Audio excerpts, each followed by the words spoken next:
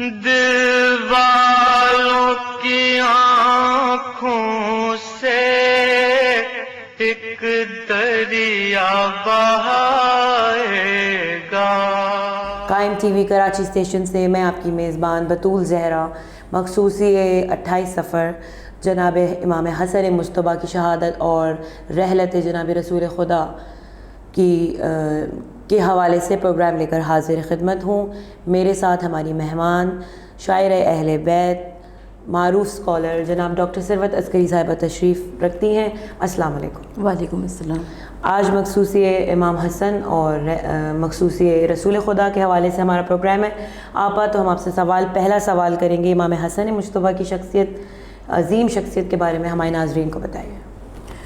بسم اللہ الرحمن الرحیم۔ السلام علیکم۔ امام حسن مجتبیٰ علیہ السلام کی عظیم شہادت کے اس عظیم موقع پر میں قائم ٹی وی کے زیر اہتمام آپ کے تمام ٹیم ممبرز کو، تمام عالم اسلام کو اور خود اللہ کے رسول صلی اللہ علیہ وآلہ وسلم اور شہزادی کونین جناب فاطمہ الزہرا سلام اللہ علیہ اور خود مولا کائنات حضرت علی بن ابی طالب علیہ السلام کی بارگاہ میں تعزیت اور تسلیت پیش کرتی ہوں، اس لیے کہ یہ ایک غم و اندوہ کا عظیم موقع ہے۔ امام حسن علیہ السلام کی عظیم شخصیت سورہ کوثر کی عملی تفسیر و عملی دلیل بن کر، کیونکہ حضور نبی کریم صلی اللہ علیہ وآلہ وسلم جس وقت کہ آپ کے کئی فرزند کا انتقال ہو چکا تھا تو مشرکین مکہ اور کفار مکہ نے آپ کو ابتر کہنا شروع کیا۔ اللہ کے رسول صلی اللہ علیہ وآلہ وسلم قلب نازک پر چوٹ لگی، آپ نے جانب آسمان دیکھا، کہا پروردگار عالم تیری مصلحت میں یارائے کلام تو نہیں مگر میرا یہ مقام بھی نہیں کہ یہ کفار یہ مشرکین مجھے ابتر کہتے رہیں۔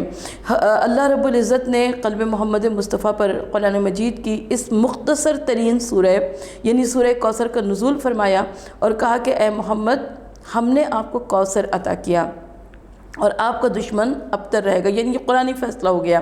تو اب 20 جمادی ثانی کو شہزادی کونین جناب فاطمہ الزہرا سلام اللہ علیہ کی ولادت ہوئی اور 15 رمضان کو امام حسن مجتبیٰ علیہ السلام کی ولادت ہوئی۔ آپ سورہ کوثر کی عملی تفسیر و دلیل بن کر دنیا میں تشریف لائے، اس لیے کہ آج ہمیں شہزادی کونین کی اولاد میں سے پوری دنیا میں امریکہ سے لے کر افریقہ تک، ایشیا سے لے کر آسٹریلیا تک ہمیں سادات کرام نظر آتے ہیں۔ ان سادات کرام میں جو کہ حقیقی اولاد ہیں شہزادی کونین جناب فاطمہ الزہرا سلام اللہ علیہ کی، اور معنوی اولاد روحانی اولاد جو کہ شہزادی کونین جناب فاطمہ الزہرا سلام اللہ علیہ کے گھر سے وابستگی ہے، وابستگان شہزادی کونین ہیں۔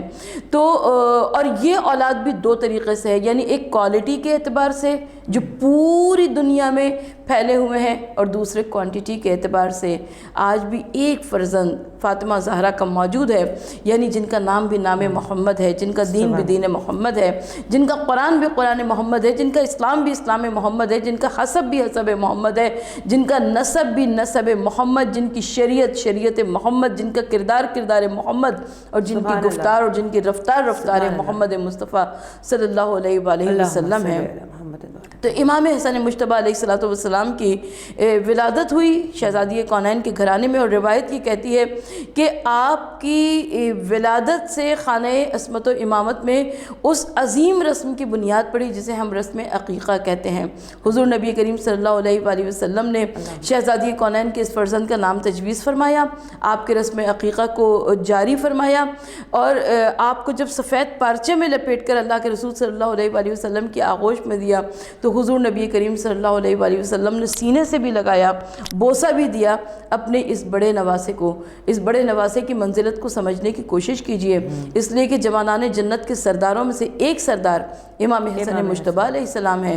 اللہ کے رسول صلی اللہ علیہ وآلہ وسلم آپ کے لیے عید کے دن ناقہ بن گئے، سواری بن گئے، آسمان سے جنت سے عید کے جوڑے آئے ان دونوں شہزادوں کے لیے جنہیں حسنین کہتے ہیں، حسنین کریمین شریفین کہتے ہیں، یعنی امام حسن مجتبیٰ علیہ السلام اس میں شامل ہیں۔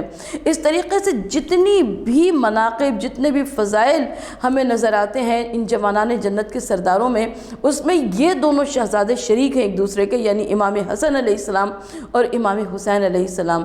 تو بہت سارے سیرت کے واقعات کے تواریخ میں ایسے واقعات ہیں جنہیں میں قائم ٹی وی کے توسط سے اپنے ناظرین ناظرین کی خدمت میں پیش کر سکتی ہوں. ایک چھوٹا سا مختصر سا واقعہ آپ کی سماعتوں کی نظر کروں. روایت یہ کہتی ہے کہ امام حسن مجتبی علیہ السلام، سب کو معلوم ہے کہ آپ کے دسترخوان کی دور دور تک دھوم تھی. بالکل انواع و اقسام کی نعمتیں امام حسن مجتبی علیہ السلام کے دسترخوان پر پائی جاتی تھیں. تو آپ ایک شاہراہ سے گزر رہے تھے، آپ نے ایک نفیس لباس زیب تن کر رکھا تھا، آپ ایک سواری کے عمدہ جانور پر موجود تھے. تو سامنے سے ایک یہودی نے آ کر لجام فرش پر ہاتھ ڈال دیا. امام حسن مجتبی علیہ السلام نے پوچھا کہ روکنے کا سبب کیا ہے؟ اس نے کہا کہ آپ کے جد نامدار رسول خدا صلی اللہ علیہ وآلہ وسلم کی ایک حدیث نے مجھے شک میں ڈال دیا ہے. اب بڑی حیرت کی بات یہ ہے کہ حدیثیں تو اندھیرے سے روشنی میں لے کر آتی ہیں، شک سے یقین کی منزل پر لے کر آتی ہیں. یہ کیسا تھا کہ جس نے حدیث رسول صلی اللہ علیہ وآلہ وسلم کے ذریعے شک کیا؟ تو اب پوچھا امام حسن مجتبی علیہ السلام نے کہ وہ کون سی حدیث تھی کہ جس نے تمہیں شک میں ڈال دیا؟ اس نے کہا کہ آپ کے جد نامدار نے فرمایا کہ دنیا مومن کے لیے قید خانے کی مانند ہے، دنیا کافر کے لیے جنت کی مانند ہے. اپنے عقیدے کے مطابق آپ مومن ہیں، میں کافر ہوں. آپ کے لیے دنیا قید خانے کی مانند ہونی چاہیے، میرے لیے جنت کی مانند ہونی چاہیے. مگر کتنا اختلاف تضاد نظر آتا ہے کہ آپ کے دسترخوان کی شہرت دور دور تک ہے، آپ سواری کے عمدہ جانور پر موجود ہیں، آپ نے عمدہ اور نفیس لباس زیب تن کر رکھا ہے. دوسری جانب مجھے دیکھیے، میرے لیے دنیا جنت جیسی ہونی چاہیے. میرے پیروں میں جوتے نہیں ہیں، میرے تن پر پھٹا پرانا لباس ہے، میرے پاس کوئی سواری کا جانور نہیں، ایک دن کھانا کھا لیتا ہوں تو کئی دن تک کھانا میسر نہیں آتا. تو کیا یہ حدیث رسول صلی اللہ علیہ وآلہ وسلم نعوذ باللہ من ذالک اس نے یہ کہا، کیا یہ غلط نہیں ہے؟ مولا امام حسن مجتبی علیہ السلام مسکرائے اور مسکرا کر کہا کہ تمہیں معلوم ہی نہیں کہ ہمارے لیے جنت میں عقبہ میں کیسی کیسی نعمتیں ہیں. اگر تو ان نعمتوں کا اندازہ کر لے تو کہے کہ ہم دنیا میں قید خانے کی زندگی گزار رہے ہیں، اور تجھے معلوم ہی نہیں کہ تیرے واسطے آخرت میں کیسا کیسا عذاب ہے. اگر تو اس عذاب کو ایک نظر دیکھ لے تو تجھے اندازہ ہو جائے کہ یہ دنیا جو تو گزار رہا ہے یہ جنت کی زندگی ہے. تو اب یہاں پر جب ہم امام حسن مجتبی علیہ السلام کی عظیم شخصیت کی جانب رجوع کرتے ہیں تو یہ وہ عظیم شخصیت ہے کہ جنہوں نے اپنی پوری زندگی کو اسلام کی بقا کے واسطے گزارا. اور ہم جس نقطے کی جانب میں اشارہ کرنا چاہتی ہوں وہ ہے صلح امام حسن علیہ السلام. آج بڑی وقت کی ضرورت ہے اس لیے کہ امام حسن علیہ السلام کی صلح پر بات کی جائے، سبق سیکھے کوئی. یہ فاطمہ کے دل کے ٹکڑوں سے کہاں پر صلح ہوتی ہے، کہاں پر جنگ ہوتی ہے. یہ شہزادی کونین کے گھرانے کی تاثیر تھی کہ جب ان ائمہ طاہرین علیہ السلام نے اپنے زمانے کے حالات کو دیکھا تو اسی طریقے کو امامت کو اپنا شعار بنا لیا. کیونکہ امام حسن مجتبی علیہ السلام کے زمانے میں خانہ جنگیاں تھیں، سازشیں تھیں، شورشیں تھیں، اور اتنی جنگیں ہو چکی تھیں کہ جب امام حسن مجتبی علیہ السلام نے بلایا ہے مسلمانوں کو اور اپنے فوج کے کمانڈرز کو اور ان سے پوچھا، کہا کہ تم کیا کہتے ہو، اس جنگ کو آگے جاری رکھا جائے یا نہ رکھا جائے؟ تو تمام تر فوجیوں نے کہا البقاء البقاء، یعنی وہ زندگی چاہتے تھے. اور امام حسن مجتبی علیہ السلام نے اس کے بعد، ظاہر ہے جب آپ کے فوجی کمانڈر آپ کے فوجی جنگ کرنا نہیں چاہتے تو پھر امام حسن مجتبی علیہ السلام کیا کرتے؟ امام حسن مجتبی علیہ السلام نے صلح امام حسن علیہ السلام، وہ عظیم صلح پیش آئی کہ جس کو صلح امام حسن علیہ السلام کہتے ہیں. روایت ہی کہتی ہے کہ جب صلح پیش آ گئی تو اس کے بعد کسی نے امام حسن علیہ السلام کے خیمے میں مخاطب کیا، کہا السلام علیکم مذل المومنین نعوذ باللہ من ذالک معاذ اللہ ثم معاذ اللہ. کہا کہ مومنین کے ذلیل کرنے والے تم پر ہمارا سلام ہو. لیکن کیا صبر اور ضبط نظر آتا ہے، کیا حلم امام حسن مجتبی علیہ السلام کا نظر آتا ہے کہ امام حسن مجتبی علیہ السلام نے فرمایا کہ بھائی بیٹھ جاؤ، اور میں تمہیں بتاتا ہوں کہ وہ کون سے حالات و واقعات تھے جن کی بنا پر مجھے صلح کرنی پڑی. اور اس کے بعد تمام حالات و واقعات کو امام حسن مجتبی علیہ السلام نے اطمینان کے ساتھ سمجھایا. یہ وہ صلح امام حسن علیہ السلام ہے جسے رسول صلی اللہ علیہ وآلہ وسلم کی صلح حدیبیہ سے تعبیر کیا جاتا ہے. اس لیے کہ صلح حدیبیہ کے بعد بھی کچھ مسلمانوں کو شک ہوا کہ نعوذ باللہ من ذالک کے دب کر یا ان سے زیر اثر آ کر یہ صلح کی گئی ہے۔ اسی طریقے سے امام حسن علیہ السلام کی صلح پر بھی لوگوں نے شک کیا، مگر اس کے باوجود وہ بھی اسلام کی فتح کی دلیل تھی اور یہ بھی اسلام کی فتح کی دلیل ہے۔ اور اس کے بعد جب کچھ نہ بن پڑا تو پھر امام حسن مجتبیٰ علیہ السلام کو زہر دیا گیا۔ جادہ بنت اشعث جو کہ امام کی زوجہ تھی، اس نے زہر سے شہید کیا، اور امام علیہ السلام کے جنازے کو جب چاہتے تھے کہ امام حسین علیہ السلام نانا کے پہلو میں دفن کریں تو تیر برسائے گئے، نانا کے پہلو پر دفن نہیں ہونے دیا گیا، یہاں تک کہ آپ نے جنت البقیع میں اپنے بھائی یعنی امام حسن مجتبیٰ علیہ السلام کے جنازے کو پیوند زمین کر دیا۔ اللہ اکبر۔ اسلام کی حیات کا عنوان بن گئے، اسلام کی حیات کا عنوان بن گئے، چپکے ہوئے تھے دل کے جو ٹکڑے لگن کے ساتھ۔ اسی کے ساتھ ناظرین ایک چھوٹا سا بریک لے رہی ہوں، بریک کے بعد واپس آتے ہیں، جب تک ہمارے ساتھ ہی رہیے۔ کوئی بھی سنائے گا کربل کی کہانی جب۔ قائم ٹی وی کراچی اسٹیشن سے میں بطول زہرا بریک کے بعد حاضر خدمت ہوں، اور ہمارے ساتھ ہماری مہمان ڈاکٹر ثروت عسکری صاحبہ۔ اب بریک کے بعد کا حصہ ہم جناب رسول خدا کی سیرت طیبہ کے بارے میں ہمارے ناظرین کو بتائیں۔ میں آقا دو جہاں صلی اللہ علیہ وآلہ وسلم کی عظیم شخصیت پہ کیا گفتگو کروں، اس لیے کہ دل نے چاہا کہ کروں شان محمد کو رقم، دل نے چاہا کہ کروں شان محمد کو رقم، فکر مجہول ہوئی گر پڑا ہاتھوں سے قلم۔ کون کر سکتا ہے توصیف شہنشاہ امم، اور قاب قوسین کی منزل پہ گئے جس کے قدم، جس کو اللہ نے کونین کی شاہی دے دی، سنگریزوں نے نبوت کی گواہی دے دی۔ ہزاروں درود اور ہزاروں سلام ہمارا آقا دو جہاں صلی اللہ علیہ وآلہ وسلم کی عظیم شخصیت پر، جو کہ 17 ربیع الاول کو پیدا ہوئے۔ آقا صلی اللہ علیہ وآلہ وسلم کی ولادت بسعادت عالم انسانیت کی تقدیر بدل گئی، کائنات کی تقدیر بدل گئی، اس لیے کہ حضور نبی کریم صلی اللہ علیہ وآلہ وسلم وہ ہیں کہ جنہوں نے ہم تک اسلام کی روشنی پہنچائی، اسلام کا پیغام پہنچایا، پیغام وحدانیت کو پہنچایا۔ جب ہم دیکھتے ہیں کہ تمام انبیاء و مرسلین علیہ السلام کو پروردگار عالم نے کوئی نہ کوئی لقب، کوئی نہ کوئی خطاب، کوئی نہ کوئی ٹائٹل عطا کیا، کسی کو کلیم اللہ قرار دیا، کسی کو صفی اللہ، کسی کو نجی اللہ، حضرت عیسیٰ کو روح اللہ قرار دیا گیا، لیکن اللہ کے نبی صلی اللہ علیہ وآلہ وسلم وہ ہیں جنہیں حبیب اللہ، حبیب خدا کا درجہ مقام اور مرتبہ عطا کیا۔ وہ دانائے سب الختم الرسول مولائے کل، جس نے غبار راہ کو بخشا فروغ وادی سینہ، نگاہ عشق و مستی میں وہی اول وہی آخر، وہی قرآن وہی فرقان وہی یاسی وہی طہا۔ تو اللہ کے آخری نبی صلی اللہ علیہ وآلہ وسلم جنہوں نے 63 برس کی زندگی گزاری، 40 برس قبل از اعلان نبوت و رسالت اور 23 برس اعلان نبوت کے بعد، اور اس میں بھی مکی اور مدنی زندگی جس کو ہم 2 حصوں میں تقسیم کر سکتے ہیں۔ آپ حجت خدا تھے، آپ اللہ کے آخری نبی و رسول کی حیثیت سے آپ نے امت مسلمہ کے واسطے، بلکہ آپ محسن انسانیت ہیں۔ میں امت مسلمہ کی بات کیوں کروں، میں اہل تشیع کی بات کیوں کروں، میں اہل تسنن کی بات کیوں کروں، آپ تو کائنات کے واسطے محسن انسانیت قرار پائے۔ تو حضور نبی کریم صلی اللہ علیہ وآلہ وسلم کو رحمت للعالمین قرار دیا گیا، عالمین کے واسطے رحمت بنا کر آئے، آپ پوری کائنات کے واسطے نجات دہندہ قرار پائے۔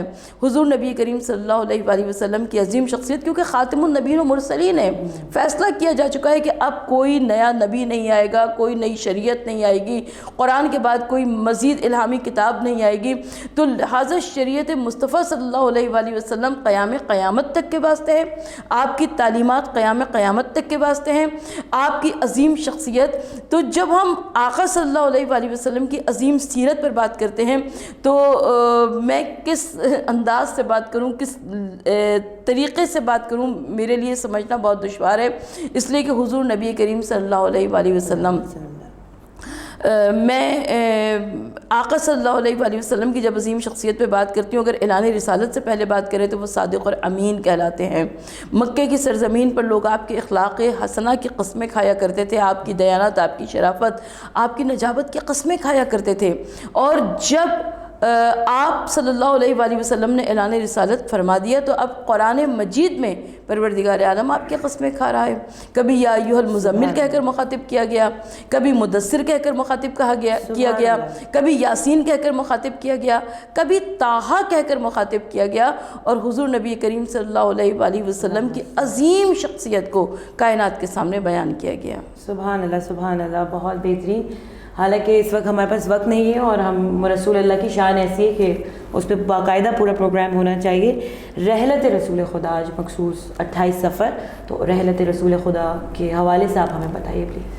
میں یہاں پر حضور نبی کریم صلی اللہ علیہ وآلہ وسلم کی شہادت کے لیے عالم اسلام کے ایک بڑے مشہور رائٹر لکھتے ہیں کہ حضور نبی کریم صلی اللہ علیہ وآلہ وسلم کو دونوں طرح سے شہادت نصیب ہوئی، یعنی شہادت سری بھی نصیب ہوئی، شہادت جہری بھی نصیب ہوئی۔ شہادت سری یعنی خفیہ شہادت، خاموش شہادت، اور شہادت جہری یعنی علل اعلان شہادت۔ تو شہادت سری دونوں نواسے امام حسن علیہ السلام اور امام حسین علیہ السلام جو کہ جوانان جنت کے سردار ہیں، امام حسن علیہ السلام کو زہر کے ذریعے شہید کیا گیا، امام حسین علیہ السلام کی کربلا میں علل اعلان شہادت ہوئی۔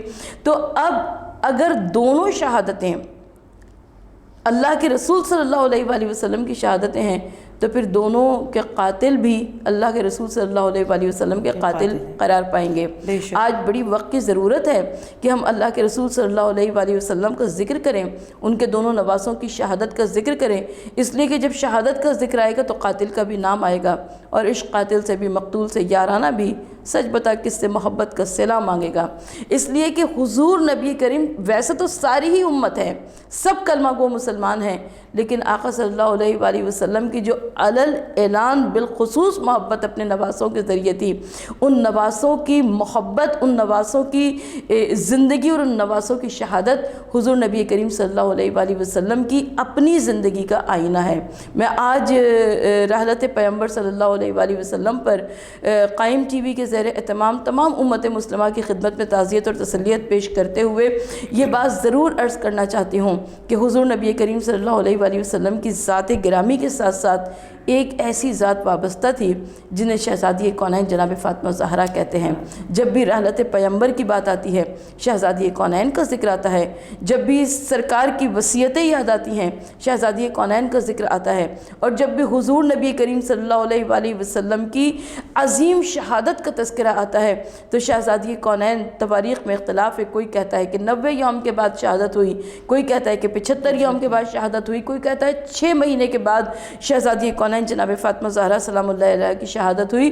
مگر یہ بات یقینی ہے کہ وہ شہادت جناب فاطمہ زہرا سلام اللہ علیہ منسلک ہے حضور نبی کریم صلی اللہ علیہ وآلہ وسلم کے ساتھ، یعنی یہ باپ اور بیٹی کا ایسا عظیم رشتہ ہے جو کہ زندگی میں بھی جزو سرکار رسالت مآب صلی اللہ علیہ وآلہ وسلم شہزادی کونین ہے، اور شہادت کے بعد بھی جب بھی تذکرہ آتا ہے کہ جی 75 یوم کے بعد رسول کی شہادت ملی، یا 90 یوم کے بعد، یا 6 مہینے کے بعد، یعنی پہلے رسول خدا کی شہادت کا ذکر آتا ہے اور اس کے بعد شہزادی کونین جناب فاطمہ زہرا سلام اللہ علیہ کی شہادت کا ذکر آتا ہے۔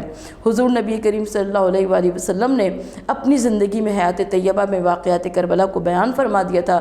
حضور نبی کریم صلی اللہ علیہ وآلہ وسلم نے ایک مکمل دستور عمل دیا امت مسلمہ کے واسطے، جو آج ہم سب کے واسطے نجات کا ذریعہ ہے اور جینے کا راستہ ہے۔ سبحان اللہ۔ بے شک حیدر اٹھا رہے ہیں جنازہ رسول کا، ماتم سرا بنا ہے مدینہ رسول کا، بے حال ہے رسول کی دختر حسینیوں، بے حال ہے رسول کی دختر حسینیوں، دو فاطمہ یتیم کو پرسا رسول کا۔ تو ناظرین، آپ قائم ٹی وی کراچی اسٹیشن سے میں بطول زہرا جناب ڈاکٹر ثروت تصویری کی بے حد شکر گزار ہوں، میں اور میری ٹیم، کہ آپ نے اپنا قیمتی وقت نکالا اور ہمیں ٹائم دیا اور رسول خدا اور جناب امام حسن مجتبیٰ کی حیات پر روشنی ڈالی۔ انشاءاللہ اگلی مخصوصی تک کے لیے ہمیں اجازت دیجیے۔ فی امان اللہ۔ کربل کی کہانی جب کوئی بھی سنائے گا، دل والوں کی آنکھوں سے ایک دریا بہائے گا۔